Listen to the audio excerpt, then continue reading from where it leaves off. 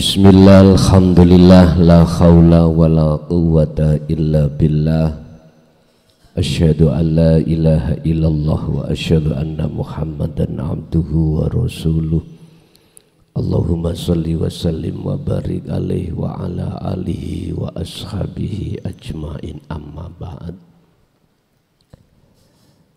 Hadratil mukhtaromin dumateng para alim, para ulama, sesepuh, bini sepuh, tokoh masyarakat, tokoh agama sewilayah Kabupaten Sidoarjo, tepatnya Kecamatan Krian, Desa Keraton, Sohibul Bait, sekeluarga jamaah yang hadir di majelis maupun di rumah, kulluhum ajmain rahimakumullah. Alhamdulillah, kita pada malam hari ini masih diberikan Allah anugerah berbentuk dipertemukan kita dalam rangka taklim muta'alim, yang untuk malam hari ini kita akan mengkaji tentang ilmu tasawuf atau ilmu tauhid, yang materinya adalah mengapa banyak hati manusia iku membatu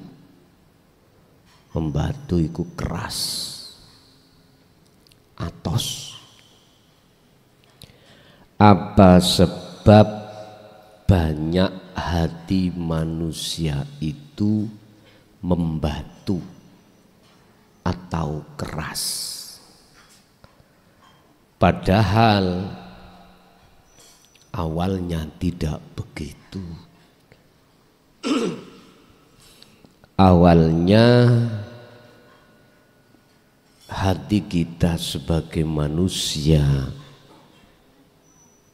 ketika saat tinggalkan alam nukot goib menuju alam dunia, hati kita lunak alias gembuk,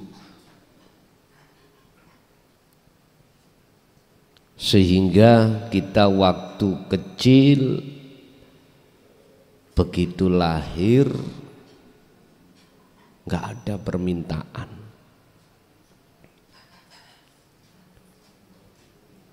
nggak ada permintaan terhadap Allah, itu nggak ada.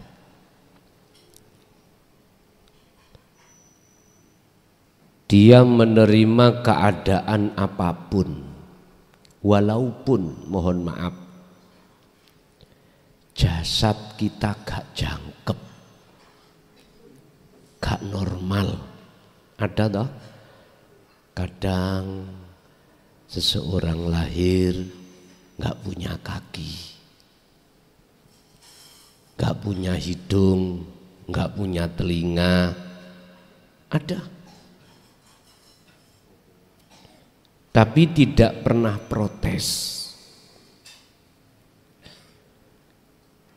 Lahir pun tidak dibawai apa-apa, alias mudo blejet, ya gak protes. Ketika saat hal itu kita walaupun diam, nikmatul imdad dan nikmatul ijad Allah siapkan. Kebutuhan apa yang dibutuhkan kita saat lahir itu Allah sudah cukupkan kepada kita. Bahkan sebelum kita lahir sudah disiapkan Allah berupa ASI, dan kelangsungan hidup disiapkan Allah lewat bapak iku oleh gawe dapat pekerjaan, ibu melayani. Lah Itu bentuk pelayanan Allah. Itulah nikmatul ijad dan nikmatul imdad. Khususnya nikmatul imdad di mana Allah bertanggung jawab atas kelangsungan kehidupan setiap diri manusia. Tapi ketika saat kita mengenal dunia, Bapak Ibu, beda sudah. Hati gemalan protes, mendongkol saat ketika nggak ada kecocokan apa yang diberikan Allah miturut sifat basariah kita sebagai manusia. Mengapa demikian? Bahkan itu tidak hanya berbulan-bulan, bahkan bertahun-tahun. Sehingga dengan begitu menjadikan hati kita itu membatu. Alasan pertama mengapa banyak manusia hatinya membatu, pertama karena menolak tentang ajaran untuk menggemburkan hati. Itulah asupan-asupan tentang ilmu robbani, ilmu tentang ketuhanan yang sering kita sebut dinut tauhid. Karena mereka menolak. Akhirnya fi qulubihim maradun, hati mereka itu atos, keras, membatu karena menolak. Apa akibatnya ketika saat diri manusia hatinya menolak tentang asupan-asupan yang bersifatkan robbani? Robbani itu ilmu ketuhanan. Hidangan-hidangan yang ada kaitannya dengan ketuhanan kita tolak. Apa akibatnya? Khatamallahu ala qulubihim. Allah mengeraskan hati itu. Atau bahasa lain, Allah mengunci hati seseorang terhadap hidayah yang bersifatkan robbani. Persoalan kita itu menolak itu berbagai macam sebab. Pertama, yang menurut pengalaman saya selama hampir 24 tahun, karena sok alim. Miturut pandangan umum, ngeten pertanyaan. Gus, saya ini nggak pernah sholat. Ya, saya ini tiap hari mabuk. Iya. Pertama, apakah saya salah berbuat seperti ini? Untung sing teko mboten wedok, Pak. Arek lanang loro celana niku ngarep bedah-bedah pun.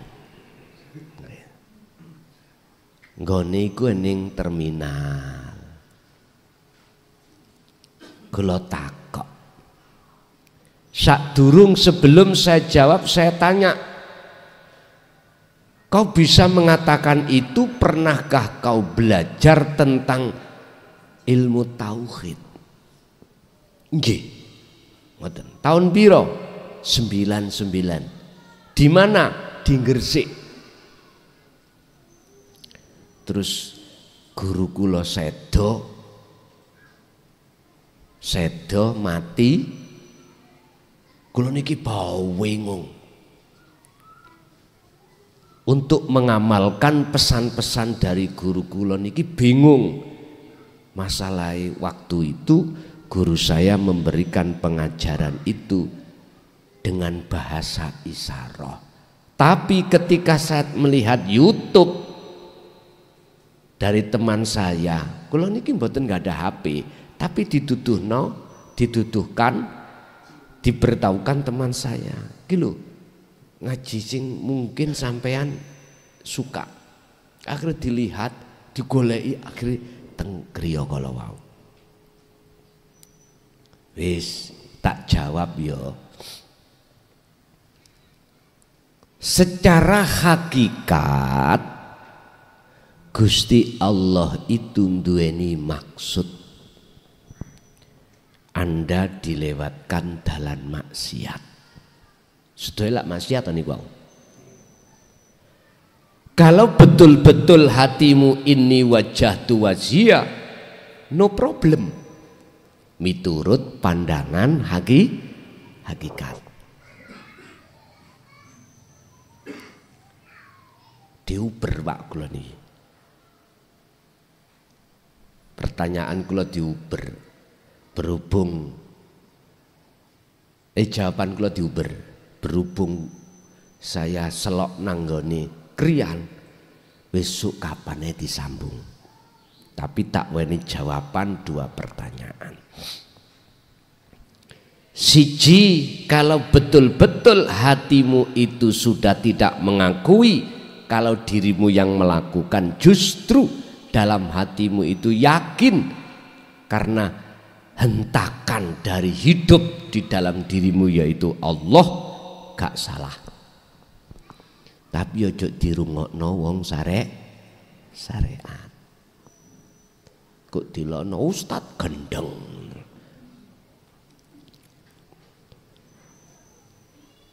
Tapi kalau saya tarik dari sisi syariah, ya jelas salah toh Pak, ya toh? Karena syariat itu memandang makhluke, memandang fisik.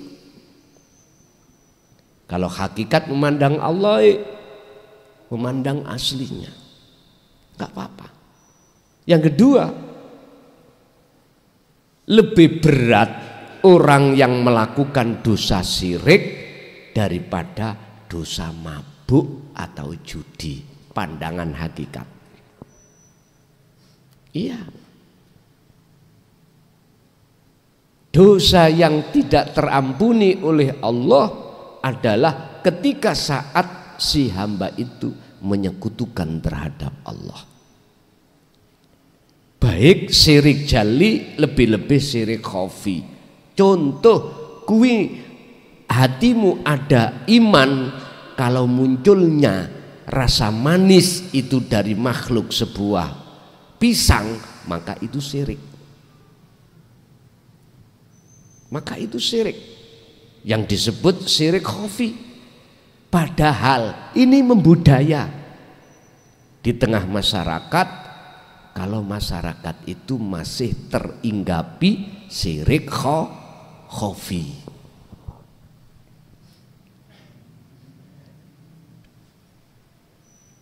Dari arah sinilah saya mengatakan bahwasanya dosa yang kau lakukan secara jasmani pasti Allah ampuni.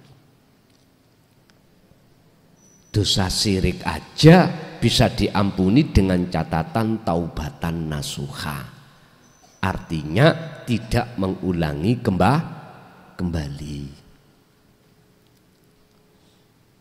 Bapak Ibu hadirin, itu dapat kado saya tadi yang punya maksud dan arti, ya dah. Jikalau jenengan sementara waktu diperlakukan Allah jasadmu maksiat, tolong ruhaniyahmu, hatimu, pandanglah selalu Allah.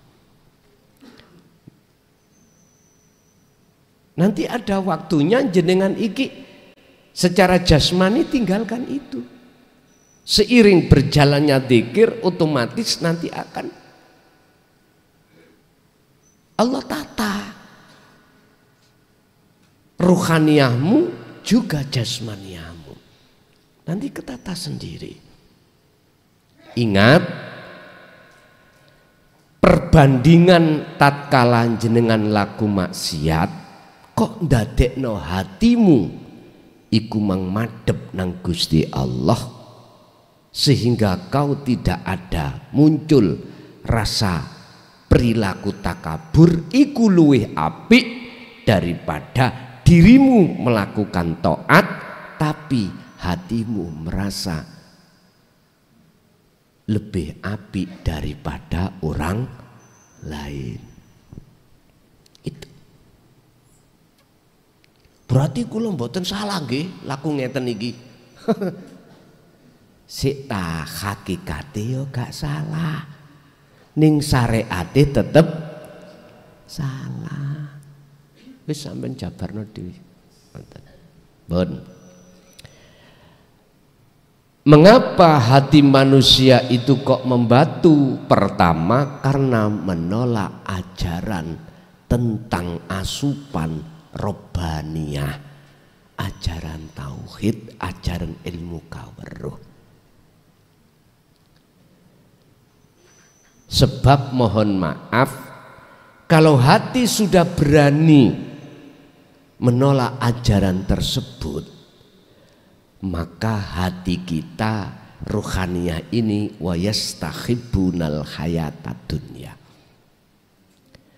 pasti digiring terhadap nafsu dalam diri kita untuk lebih condong hati ini beriman pada selain Allah yang disebut masiwallah, seperti pisang tadi. Padahal nyun sewu iki tak menisakne nggih. Engko sing ra paham mumet gak usah dirungokno.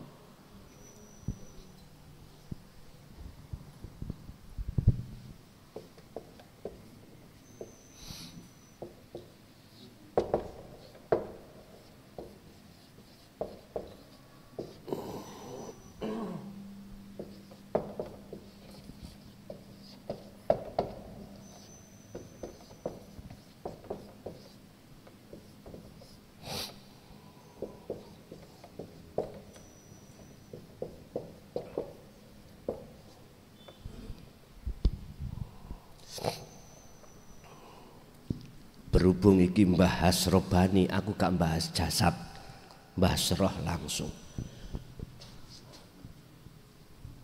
Ruh itu Pak, di situ Allah sandingi dua macam sifat.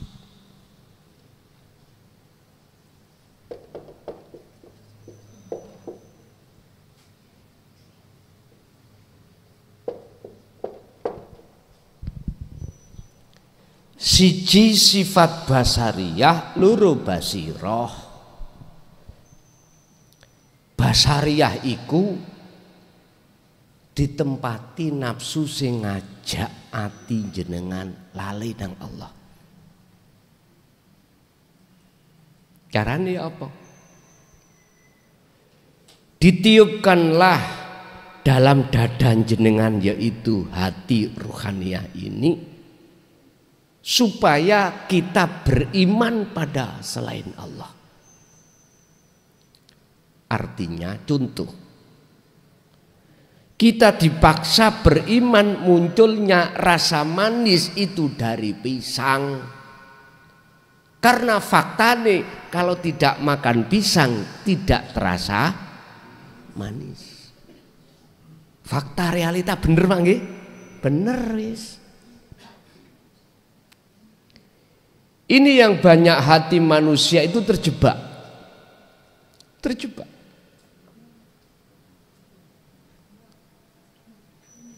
Padahal sakjroning rasa iku, rasa manis Iku ana nur makrifat, sak jroning nur makrifat iku ana urip. Ya iku sing munculno rasa manis.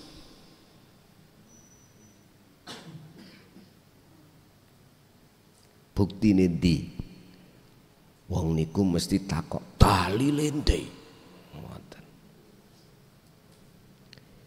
Innallaha sak temene Gusti Allah ala kulli syai'in ing atase saben-saben suwiji iku muhitun nglimputi sapa Allah. Sesungguhnya wujude Allah itu selalu melimputi atas segala hal apapun, termasuk contohnya pisang.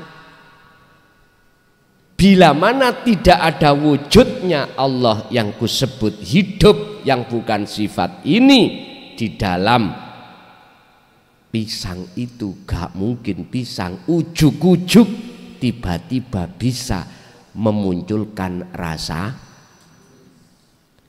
Nyun sewu, kita ngomong manis itu kan karena sudah matang. Coba sikat pentil, sepet, kok iso sepet dadi mah? Prosesnya bagaimana itu? Siapa yang memproses?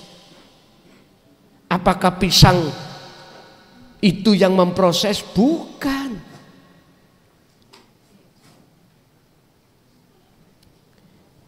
Kita tidak sadar, Pak.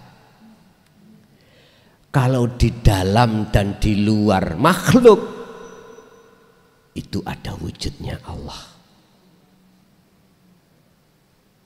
Mengapa kita nggak sadar? Karena menolak ajaran yang memberikan petunjuk hati kita untuk kepada kebenaran itu. Kita tolak. Mengapa kita tolak? Karena kita sok merasa alim, merasa luweh apik daripada orang lain. Itu persoalannya.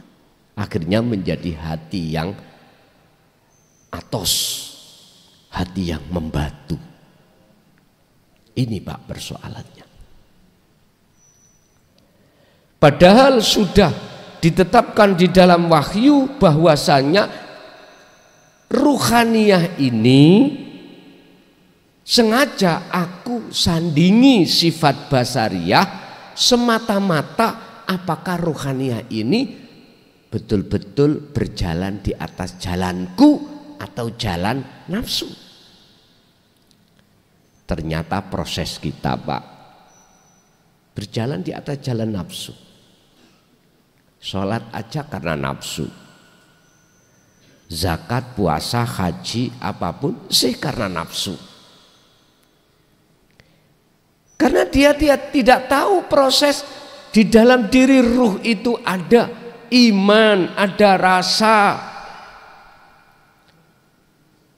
Itu akan muncul di dalam hati jenengan manakala sudah mau untuk menerima tauhid la ilaha illa anta. Baru buka sudah. Kalau sudah buka, maka di dalam rasa itu ada cahaya nur makrifat. Artinya nur makrifat akan jatuh dan dinyalakan Allah di dalam jagatnya hati jenengan manakala jenengan sudah dzikir rasa.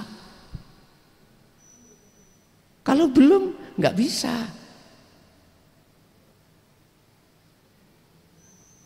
Bagaimana mungkin genset akan bisa mengeluarkan setrum? Lah wong minyak zaitune solare ora diisi.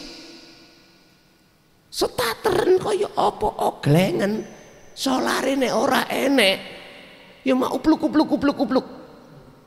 Dibaleni maneh ya mak upluk. Tuas pegel jenengan. Minyak zaitunnya ditolak.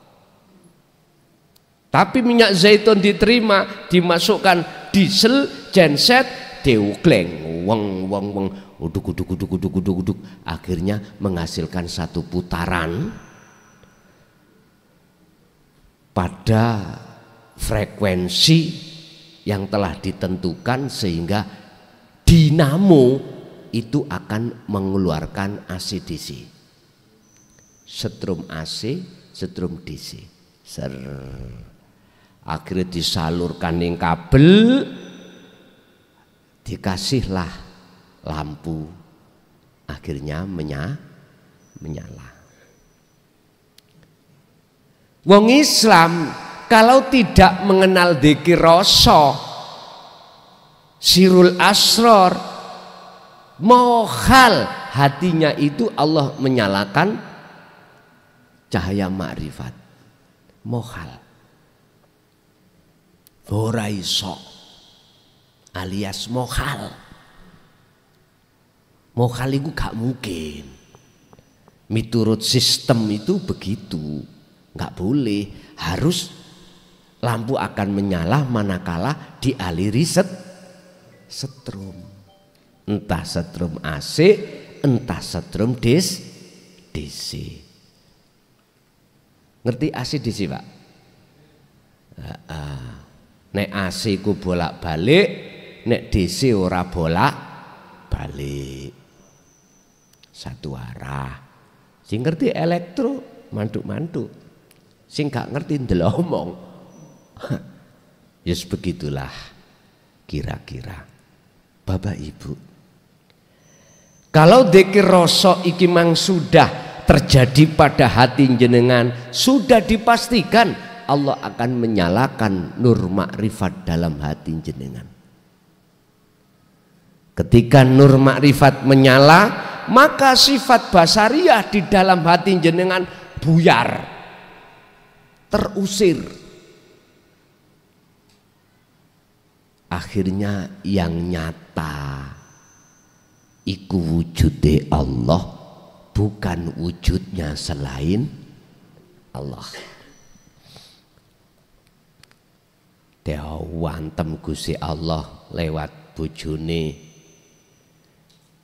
rewel guyu ya santai ae. Karena jenengan tembus Allah di situ. Gusti Allah lucu. Orang-orang aku. Sebab aku gak nyekel duit. Dimana apa? Anak iki sekolah-sekolah. Jenengan goyang. Ittaqullah haitsuma kunta, kata Rasul. Pegangan itu terus, pasti engkau akan datang. Apa sing dibutuhno nikmatul imdad, kebutuhan-kebutuhan. Berhubung manusia itu tidak ada di situ, mesti isine ati khawatir dengan masa depan, khawatir. Mangan apa, makan apa, anak istriku kok khawatir. Bapak Ibu hadirin, kembali kepada materi yang menjadikan hati manusia itu atos karena menolak ajaran dinut tauhid. Yang kedua, sebab apa banyak manusia hatinya itu membatu? Karena dia kena bujuk rayunya hawa nafsu dalam dirinya masing-masing. Ringkese nafsu bujuki kita iku ngene. Ruhaniyah hati kita dipaksa untuk ngaku-ngaku. Aku sing iso ngene, iso ngunu, bisa ini, bisa itu. Aku sing duwe ngene, duwe ngunu, macem-macem. Bahkan mohon maaf, bajunya Allah itu kita rampas. Pertama, kita tahu sifat wajib Allah itu enggak boleh dimiliki selain Allah. Contoh wujud.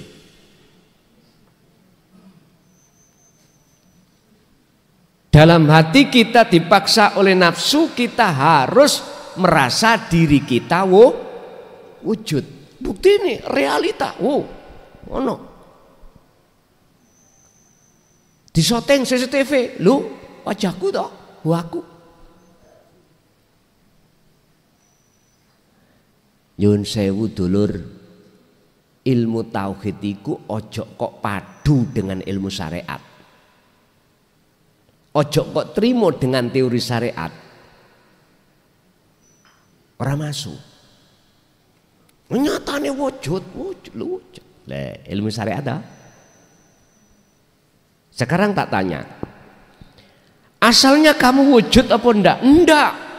Diwujudkan siapa? Ya sing wujud. Sopo? Allah. Oke. Pantaskah kau merasa punya sifat wujud? Ojo mekengkeng po. Wong nek duweni sifat wujud wajib gak boleh dia itu fana. Nyatane fana. Terus sing wujudno sampean sapa? Allah. Ya. Saiki aku takon. Sampean kalau yakin kalau Allah wujud bagaimana? Wis embuh pokoke wujud. Repot nggih musuh wong ngeten iki? Repot. Justru kewujudan Allah itu lo gak nyata pada dirimu sebab kau merasa dirimu wujud. Embuson aku melok ngajakmu tak bingung. Wis ngembep kopi ae.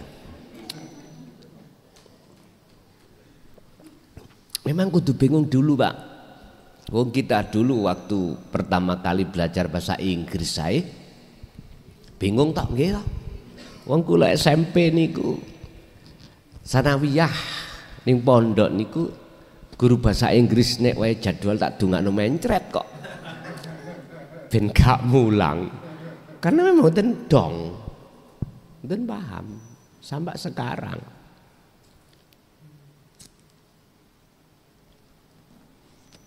Pun rapopo. Tapi ojo ditolak. Nek sampean tolak ya iku mang ndadekno atos. Nek sampean simpen makalah keterangan ini nanti suatu saat jenengan butuhaken. Baru kita karepe. Sama jenengan dulu pas ngaji babakan ilmu jero iki guru sampean kali kula isyarah bingung. Basa sampean purun mau menyimpan. Akhirnya suatu saat Allah menggelar dengan bahasa terang-terangan. Jawab sampean ya, oh iki karepe guruku biyen. Akhirnya dong. Pun Bapak Ibu, faktor kedua mengapa hati kami itu manusia kok atos membatu, karena kita telah masuk dalam perangkapnya nafsu kita, yang nafsu itu memaksa terhadap diri kita untuk ngaku. Belum lagi sifat ma'ani 7 loh ya. Kudrat, irodat, ilmu, khayat, sama, basor, kalam dipaksa untuk bisa berkehendak, kehendakku, dipaksa untuk kuat, kuatku, dipaksa apa? Kudrat, irodat, ilmu, ngalim, ngalimku, ngertiku, khayat, hidup, hidupku, sama, basar, kalam disuruh untuk merasa aku nih hamba yang bisa mendengar, melihat, berucap. Itu kita rampas. Ya ini loh Pak yang menjadi atose hati kita. Akhirnya muncullah satu buah yang di dalam Al-Quran disebut buah zakum. Buah di mana muncul dan timbul di dalam neraka.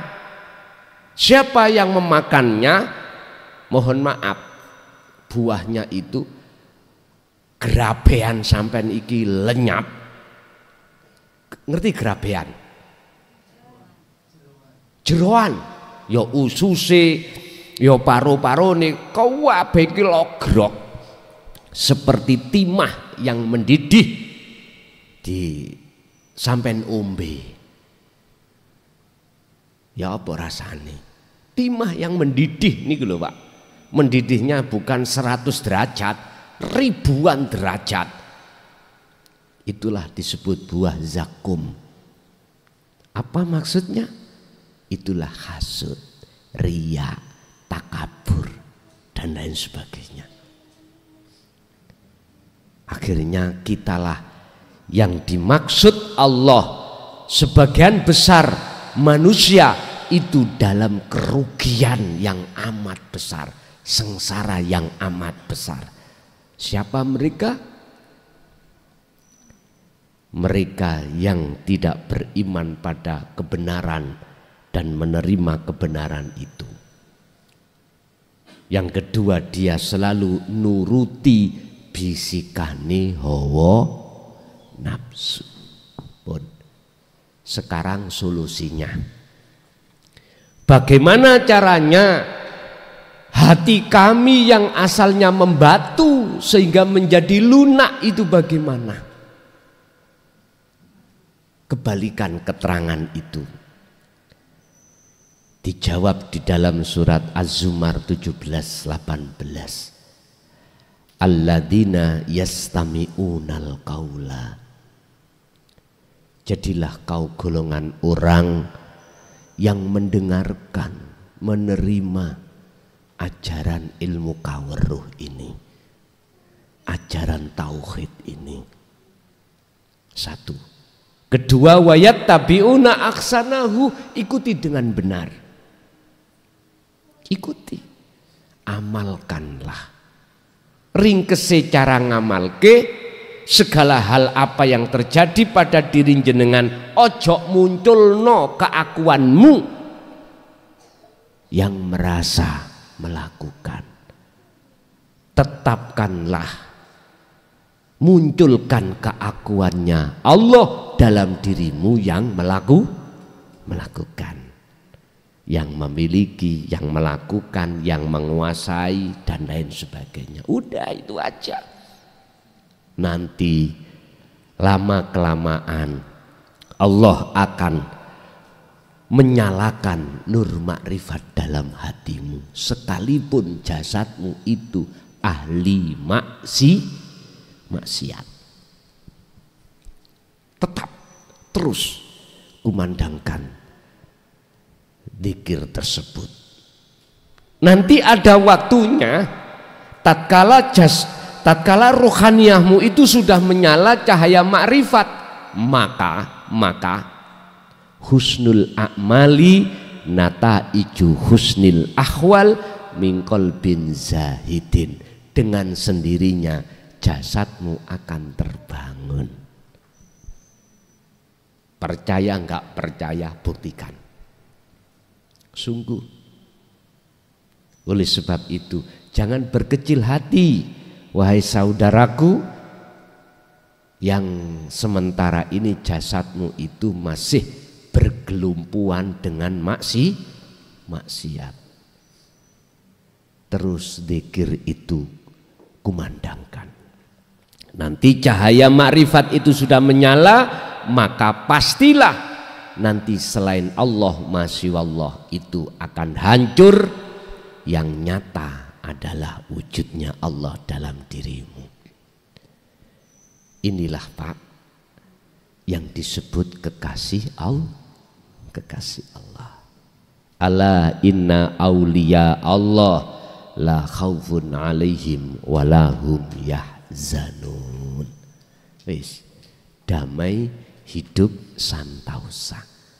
Siapa ketika saat di dunia sudah mencapai derajat yang seperti ini, maka itulah yang dimaksud Allah dalam satu ayat, ya ayyuhalladzina amanut taqullaha haqqa tuqatih wala tamutunna illa wa antum muslimun. Mesti dia matinya husnul khotimah di mata Allah. Siapa yang belum sampai di sini, kebalikannya. Matinya su'ul khotimah di mata Allah, bukan di pandangan manusia. Makanya ada istilah syahid dunya, syahid akhirat. Syahid dunya belum tentu syahid akhirat.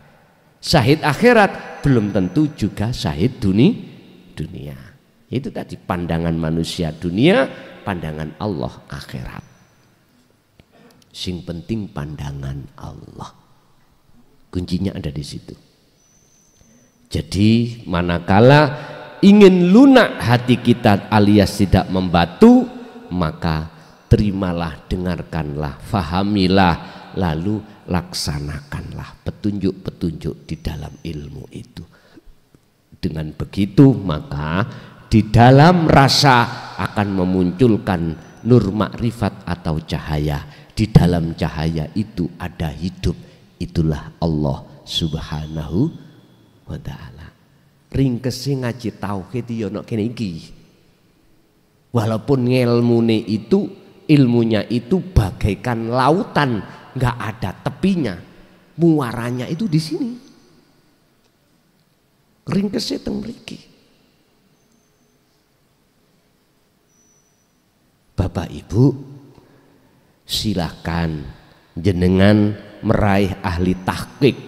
Ahli tahqiq itu ahli ilmu tauhid yang tidak ada batasnya, silahkan. Tapi itu enggak ada gunanya manakala tidak lekas kita lakukan praktek yang namanya dzikir tadi. Enggak bisa mencapai kemakrifatan pada Allah. Ingat, cahaya makrifat, cahaya nih, satu menir rais, satu beras ditaruh di jagatnya dunia, srengenge itu langsung surup. Bukan surupnya itu tidak menyala, tapi kalah benter sehingga koyok-koyok surup atau padam. Sama toh, kalau kata malam hari matahari tidak bersinar, kita melihat lampu-lampu di jalan bentar dia merkuri 1000 watt, tapi besok coba jangan dimatikan lampunya di jalan-jalan. Matahari naik, sampean lihatlah cahayanya, lampu itu akan padam. Artinya kalah bentar, seakan-akan gak ono gunane. Iku satu menir, satu res, satu beras, cahaya makrifat. Mendahno sak gegem. Mendahno, bahasa Indonesia mendahno. Jikalau malah satu gegem. Wong satu beras saja ngalahkan cahayanya bentere matahari. Saking bentere, Pak, akhirnya segala sesuatu selain Allah itu fana. Itu Allah terangkan di dalam surah Al-Baqarah ayat 257.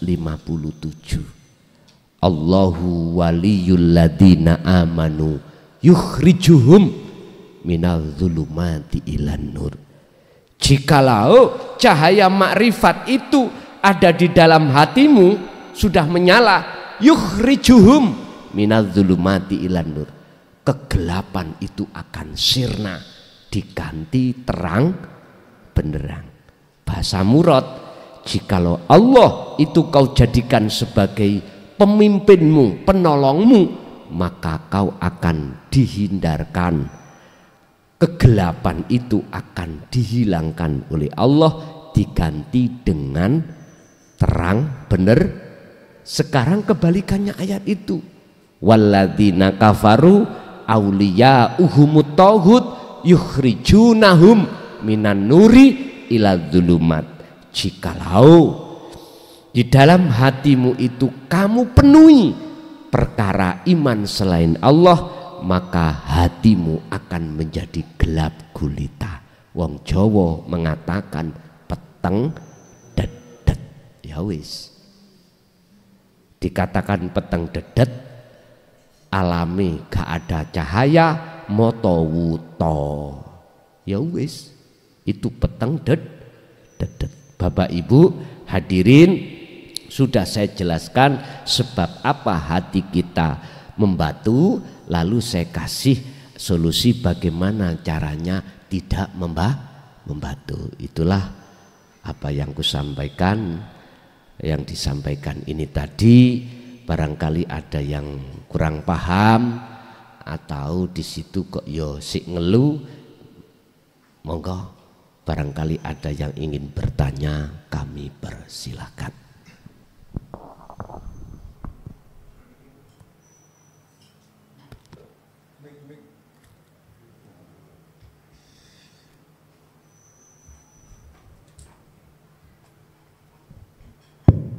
Assalamualaikum warahmatullahi wabarakatuh. Waalaikumsalam. Ini di luar materi, Gus. Tatkala Allah memperdengarkan dan memperlihatkan firman-Nya yang tertuang di dalam surat Ibrahim ayat 46. Bumi niki bergetar.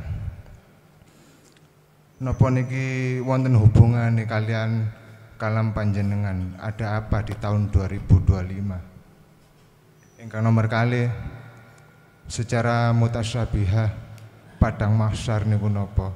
Matur sembah nuwun. Assalamualaikum warahmatullahi wabarakatuh. Waalaikumsalam warahmatullahi wabarakatuh.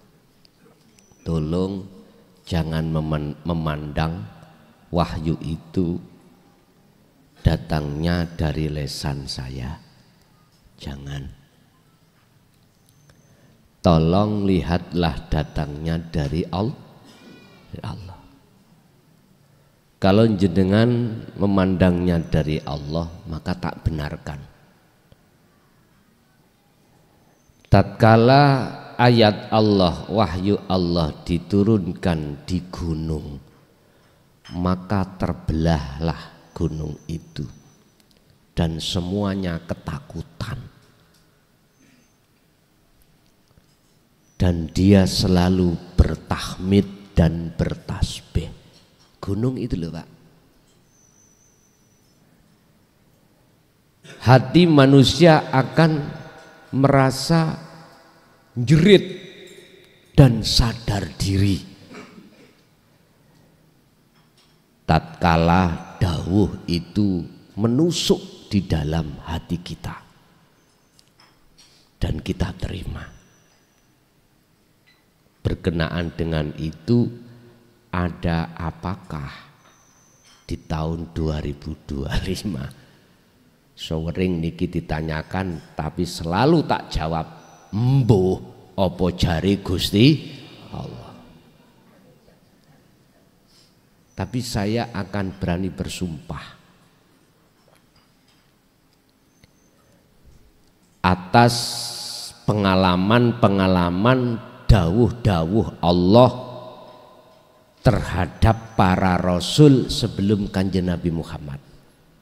Semuanya itu gini Pak.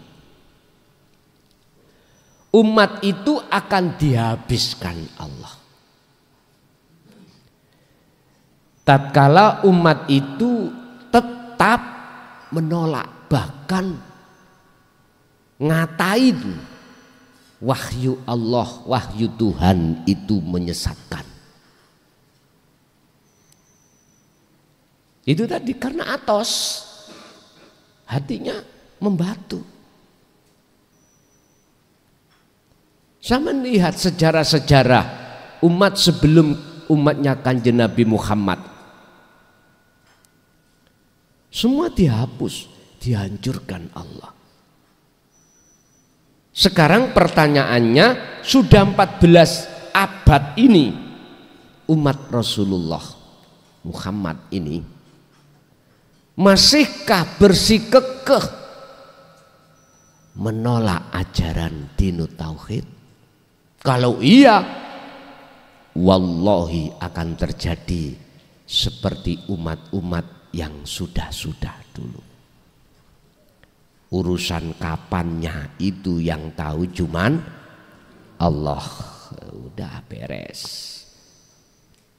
Itu pasti Pak terjadi. Coba ayo diangen-angen, ditafakuri. Mengapa dulu setelah sejarah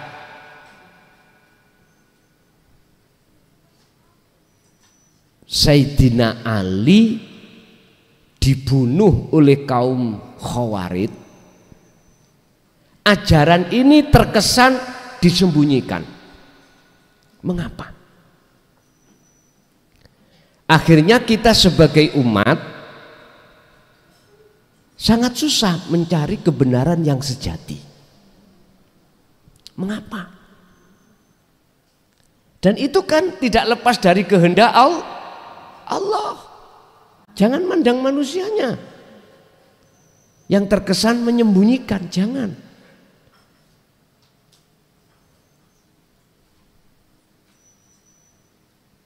Dengan bahasa kalam Allah yang memakai kalam isyarah, bagaimana keadaan hati kaum? Masihkah tetap menolak?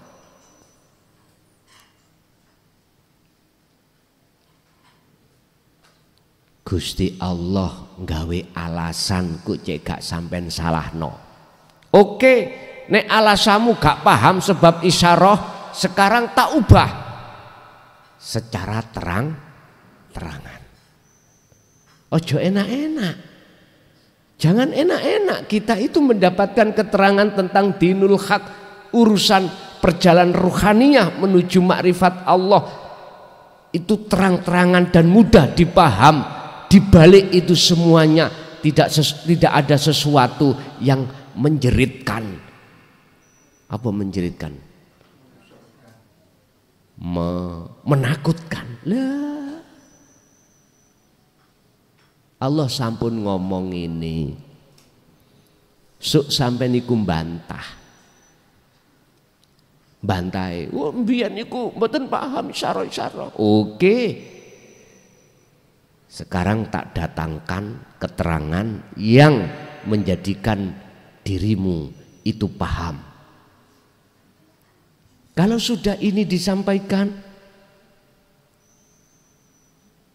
kok umat tasih pancet, masih bersikukuh menolak, bahkan mengatakan dzalika dhalalatun, itu sesat.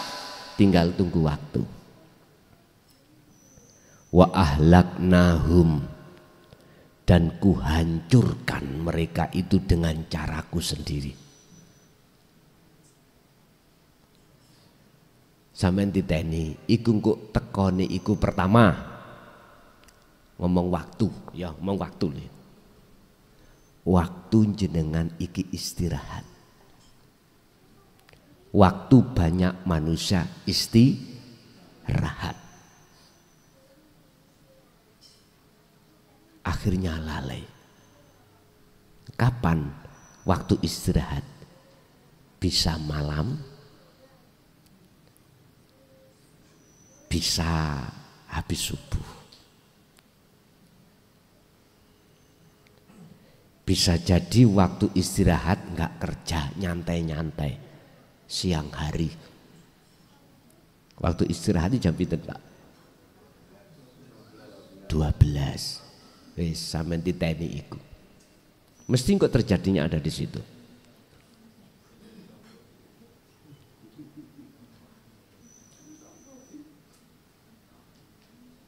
Makanya saya sering katakan wa anibu ila rabbikum wa aslimu lahu min qabli ayyatiyakumul adzab. Sisa umur kita ini tinggal berapa tahun kita tidak tahu. Lekaslah. Tinggalkan ajak-ajak nafsu dalam dirimu dan larilah, kembalilah pada ajak-ajaknya Tuhanmu. Udah itu. Sugiyo kaya apa, urusan bondo. Dukuro kaya apa, urusan pangkat. akeh kaya apa sing menghormat dan memuja dirimu, itu justru tidak ada guna dan manfaatnya bagi dirimu di mata Tuhanmu. Enggak ada guna. Tatkala waktu yang pasti itu terjadi. Udah. Qad khasiral ladzina kadzdzabu biliqa'illah. Sungguh sengsara bagi golongan manusia yang mendustakan alias tidak mau hatinya bertemu terhadap Tuhannya, dikarenakan dia kadung senang bertemu selain pada Tuhannya. Udah. Sebetulnya Allah itu, Pak, menghadapkan kemewahan yang bersifatkan dunia, ilmu, kehormatan, itu jadikan sebagai tumpaamu untuk bertemu Allah. Sebetulnya gitu. Gak malah jenengan ditumpai. Aslinya enak numpai apa enak ditumpai, Pak? Halo? Enak numpai toh? Aslinya ngoten. Kefahaman sampean ojo ngeres lho ya. Ojo ngeres. Walaupun seakan-akan ada indikasi ngeres. Enak nyetir katimbang disetir. Setiren babakan urusan dunia. Ojo, janganlah kau yang disetir urusan dunia. Sebab kalau kita yang disetir, kita akan diperbudak. Kalau dunia yang sampean setir, maka Anda tidak akan diperbudak, justru jenengan akan memperbudak menggunakan fasilitas itu untuk bertemu Allah. Jadi benar, Pak, tatkala wahyu itu diturunkan ke gunung akan pecah, maksudnya di situ adalah hati yang bisa menerima hal ini. Wis, cara bulu kudu itu mengkorok karena kesadaran sudah tertanam di dalam hati kita masing-masing. Kalau urusan 2025 ya wis takoo Allah di dalam hati sampean piyambak wae ngoten nggih. Nggih. Ada lagi? Padang Maksar. Pertanyaan kedua. Oh, pertanyaannya loro. Padang Maksar. Mutasabihah Padang Maksar. Oh, ngoten. Ngeten, Pak. Padang Maskar, Maskar. Apa? Padang Maksar itu tidak jauh dengan Oro-Oro Maksar. Ya. Memang secara syariat itu tempat berkumpulnya seluruh manusia yang akan menghadapi satu perhitungan yang disebut Yaumil Hisab, hari perhitungan. Jadi Padang Maksar itu satu tempat di mana dikumpulkan seluruh umat manusia untuk diperhitungkan segala amaliyahnya itu, antara amaliyah buruk dan bobotingku abot mana. Wis mutasabihati piye?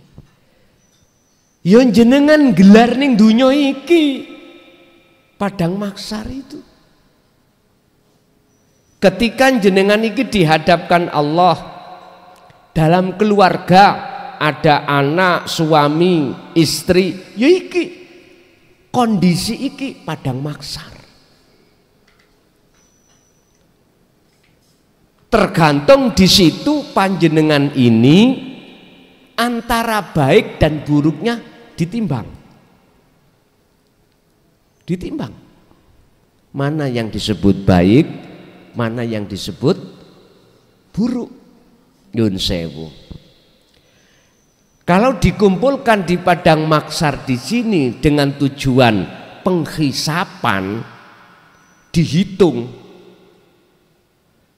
Kalau jenengan iku wis gak ngaku-ngaku wekku,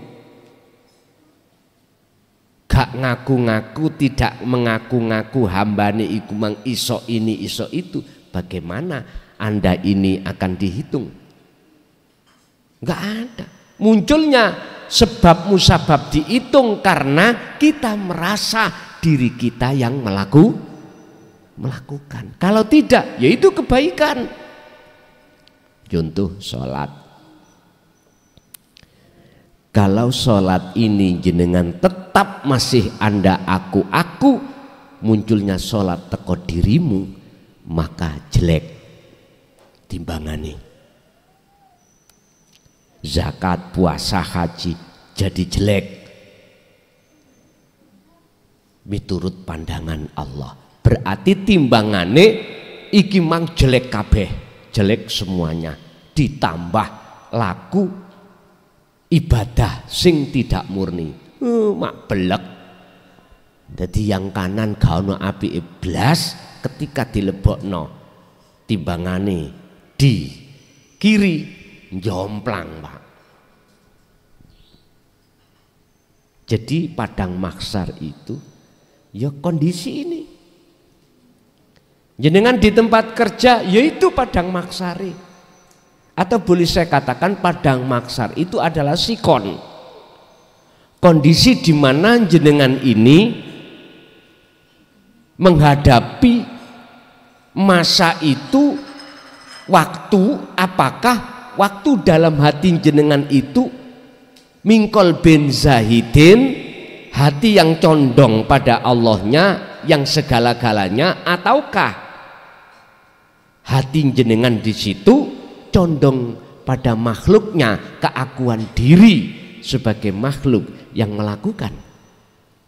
Ya ini hakikatnya mutasabihati padang mahsyar.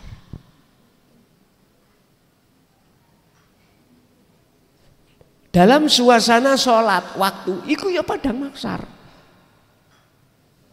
Tinggal itu yang muncul baik di mata Allah apa jelek. Hanya itu. Makanya ada kaitan antara padang mahsyar dengan hari penghisapan, perhitungan. Akan dihitung manakala jenengan merasa diri Anda yang melakukan, dan tidak akan dihitung alias bighairi hisab manakala dalam hatimu tidak merasa dirimu yang melakukan, justru Allahnya yang melakukan. Wis. Kata Rasul, golongan yang seperti ini kalbarki, langsung seperti kilat. Jadi malaikat Ridwan iku wis gak takon, tiketmu apa iso mlebu rene, mboten takon. Ngomongi mek ngene, udkhuluha bisalamin aminin. Monggo mlebet sampean pilih. Bisalamin aminin, dengan perjalanan yang selamat santausa. Nyun sewu, kita pernah mendengarkan makalah sing sapa wonge korban sapi suk numpak sapi. Sapa sing kurban wedhus suk numpak wedhus. Ya mandar sapine gak mencret. Ingat Pak, korban itu sampai buka dalam surat Maidah ayat 27. Kurban yang diterima itu adalah kurban manakala innama yataqabbalullahu minal muttaqin, didasari hati yang bertakwa. Hati yang bertakwa, hati yang condong karena Allah. Yang dikatakan karena Allah, hatimu gak merasa dirimu yang melakukan dan mengeluarkan, tapi semua kau kembalikan semata-mata itu Allah yang berperan. Baru itulah nyoto. Paham nggih? Nggih. Lanjut.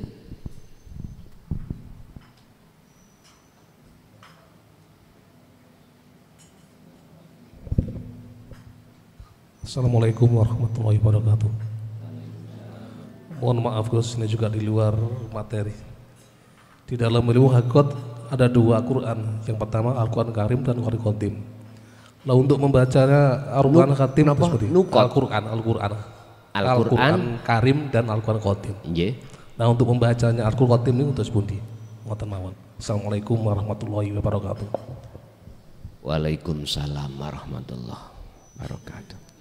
Wahyu Allah itu ada yang tertulis disebut Al-Quranul Karim. Umat Islam ya. Ada wahyu Allah yang tercipta berupa isi dunia.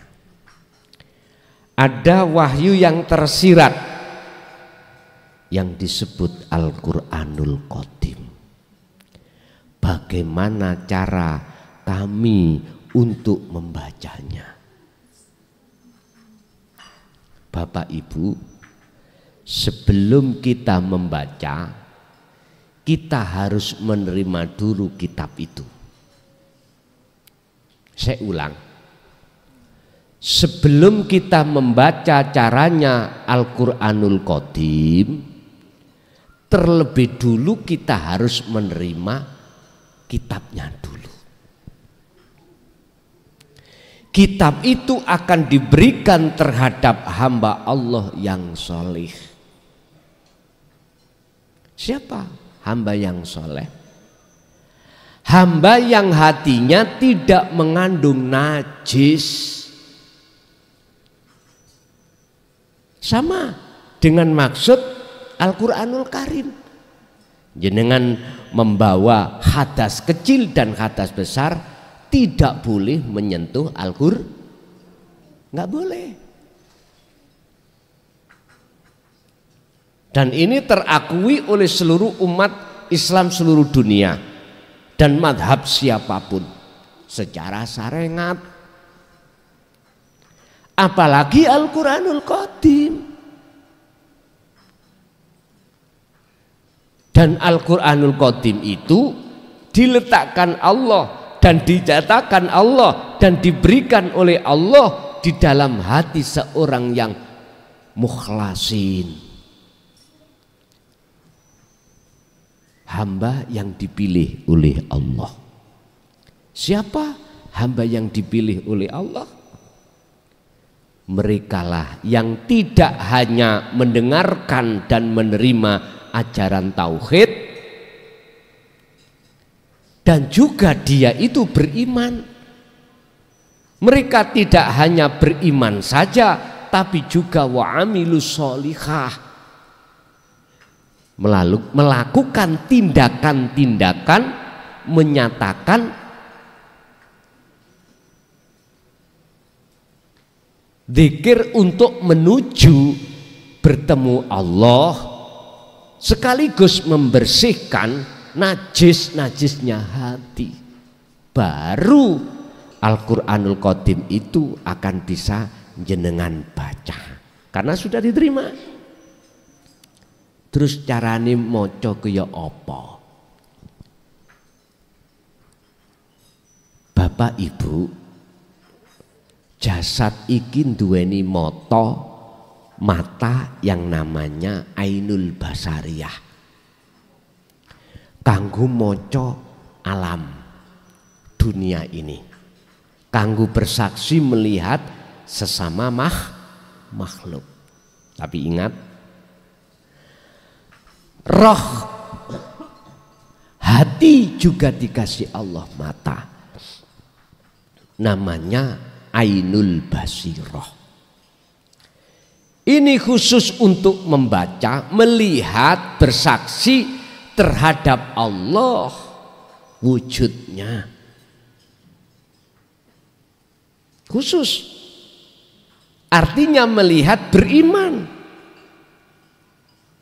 Untuk bisa melihat, beriman wujudnya Allah, otomatis jenengan ini dilewatkan Allah lewat wahyu-wahyunya yang disebut Al-Quranul Qadim. Berarti cara mocone jenengan iki dengan iman atau rasa. baru ketemu. Sebab itu tanpa tinulis ning iso diwaca. Carane maca ya ambek rasa ning ati sampean. Contoh nih. Iya. Gedang, pisang waktu belum masak itu rasanya sepet.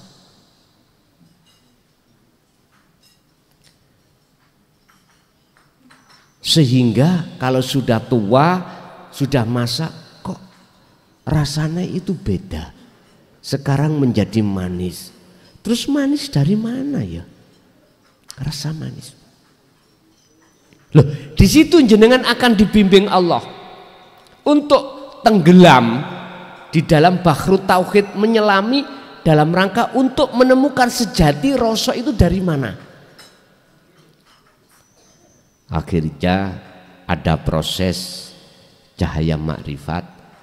Setelah itu terakhir adalah Allah wujudnya, yaitu disebut hidup. Lah ini caranya baca. Nanti di situ, Pak.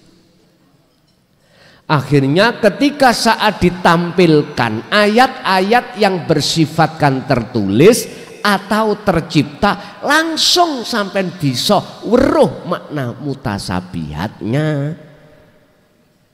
Berarti dalam hati.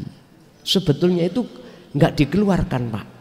Tapi berhubung zamannya sudah terang-terangan dikeluarkan. Nyo, lho karepe.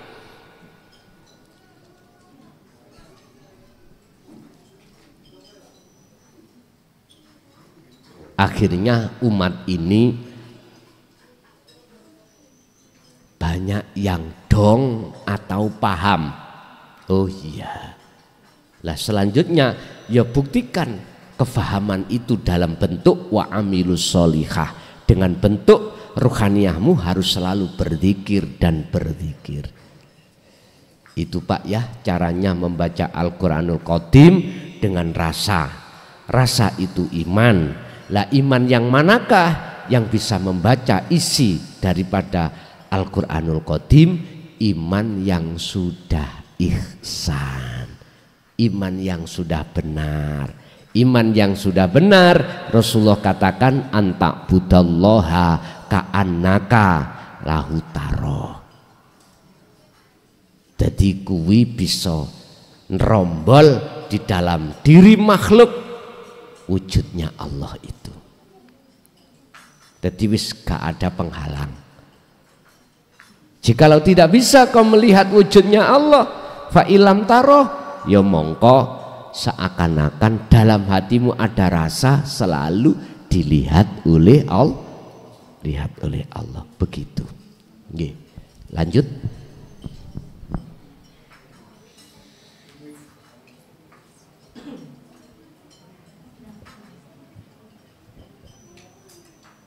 Assalamualaikum warahmatullahi wabarakatuh. Ingkang badhe kula tangletaken mekaten Gus. Dunia itu haram bagi ahli akhirat. Akhirat haram bagi ahli dunia. Dunia dan akhirat haram bagi ahlillah. Mekaten. Ahlillah. Lap. Ahlillah. Oh ahlillah itu. Sampun. Sing sapa wonge mlebu surgane Dajjal, mongko haram dia masuk surganya Allah. Siapa yang masuk di nerakanya Dajjal itu tetanda dia berhak masuk surganya Allah. Dunia haram bagi ahli suhud. Akhirat haram bagi ahli hijab. Keduanya haram bagi ahlillah. Maksudnya bagaimana? Ngeten Pak. Ahli suhud itu mengapa dikatakan haram? Karena dia sudah tahu kalau dunia itu, mohon maaf, sifatnya nipu, tahu sudah. Makanya gak mungkin dia akan mau untuk masuk di dalam perkara-perkara bersifatkan dunia. Walaupun secara jasmani tenggelam di dalam dunia, ruhaniyahnya itu hanya tenggelam di dalam akhirat. Karena sudah nggak ada penghalang. Beda dengan ahli hijab. Haram akhiratnya. Karena apa? Dia terhijab, akhirnya nggak bisa masuk ke alam akhirat. Sehingga dunia ini menjadi kuburan ahli hijab. Tapi tidak menjadi kuburan ahli syuhud. Tidak. Karena barzahnya sudah roboh. Penghalangnya sudah roboh. Sama halnya gini. Tidak mengenal orang yang matanya tidak buta, jalannya terang, dia nggak nyampe di sini, nggak mengenal. Dia pasti bisa sampai di sini. Habis itu tidak mengenal, dia akan tersesat di jalan sampai ke rumah kembali nanti. Dia tahu jalan menuju ke rumah, jalannya juga terang, matanya tidak buta. Tapi ini tidak berlaku bagi ahli hijab, ahli yang matanya buta. Nggak bisa nyampak pulang lagi ke rumah. Karena dia terselimuti dengan gelap gulita. Terus ahlilah dunia akhirat itu gak berlaku karena ahlilah itu adalah, mohon maaf, sifatnya makhluk berupa dunia. Sifatnya makhluk berupa akhirat karena masih ke buku alam. Kalau alam itu masih disebut makhluk. Siapa ahlillah itu? Yang sudah dalam hatinya akunya Allah. Wis gak berlaku surga dan neraka. Karena surga dan neraka itu masih makhluk. Termasuk dirinya sudah nggak ada. Yang berlaku adalah innani anallah. Hanya itu. Ini jikalau berlaku pada ahli khos, dohir batin. Ini kalau berlaku bagi khawasul khawas, batinnya aja, dohirnya tidak. Istilah bahasa, dia itu gembul tapi gak iso campur, laksana air dengan minyak. Secara jasmani gembul urusan dunia, tapi rohani sudah tidak.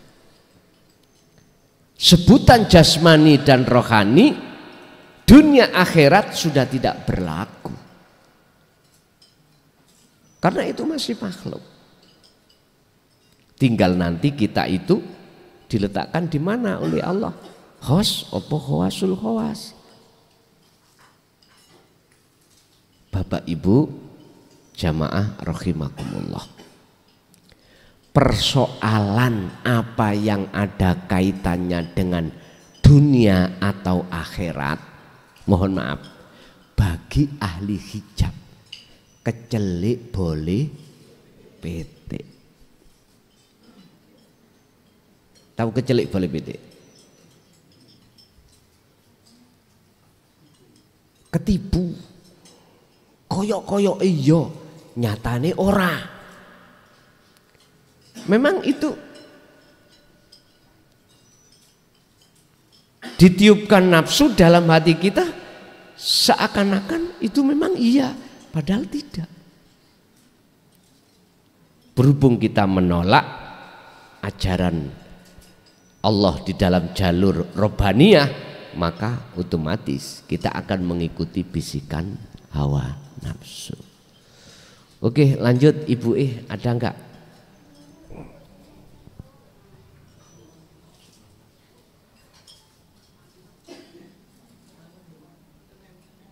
Mboten enten. Nggih pun. Mungkin di belakang ada, di luar ada, monggo.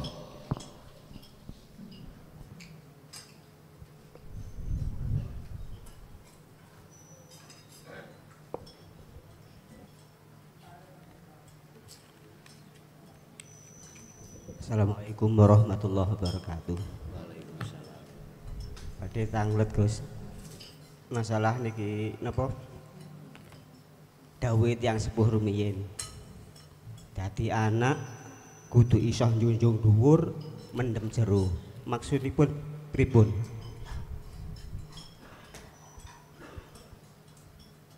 Terhadap tiyang sepuh niku lho. Dadi anak kudu iso njunjung dhuwur terhadap orang tua, mendem jero. Ngeten. Jadilah anak yang bisa menjunjung tinggi dan menenggelamkan, bahasa Indonesia ini loh Pak, dalam-dalam. Ini kan bahasa Jawa, njunjung dhuwur mendem jero. Ngeten maksudnya. Sebetulnya itu semuanya kinayah. Apa yang dimaksud kebenaran yang telah Allah ajarkan terhadap generasi per generasi harus selalu jenengan kumandangkan. Bahasa orang tua itu bahasa minangka Pangeran Katon. Berarti pengajaran yang di jalur dinu tauhid sampai kapanpun harus sampean kibarkan. Artinya sampean kibarkan dilakoni. Lah mendem jero bukan perkara kesalahan orang tua, bukan. Perkara-perkara batil itu harus sampean tenggelamkan.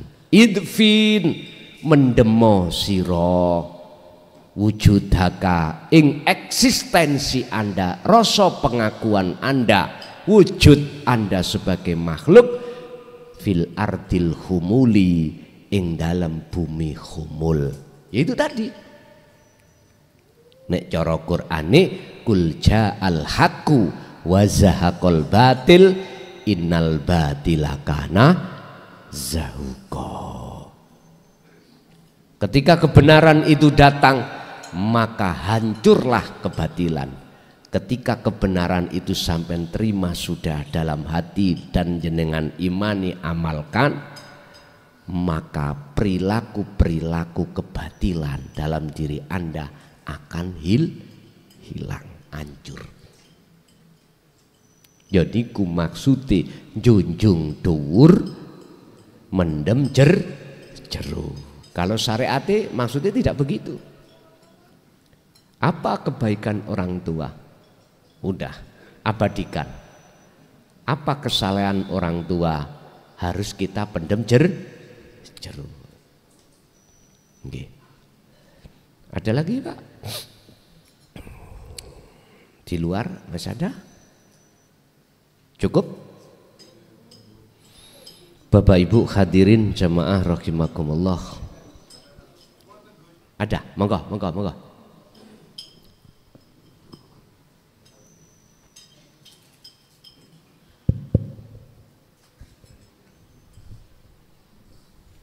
Assalamualaikum warahmatullahi wabarakatuh. Waalaikumsalam. Gus, ndherek tanglet. Nggih. Kula nate diwejangi ngelakono sing becik, sesuk bakal ketemu Buddha Astasdasa. Maksudnya napa niki? Lakonono dhewe lakonono sing becik Sing becik sesuk bakal ketemu Buddha Asta Sedasa. Duda Asta Sedasa.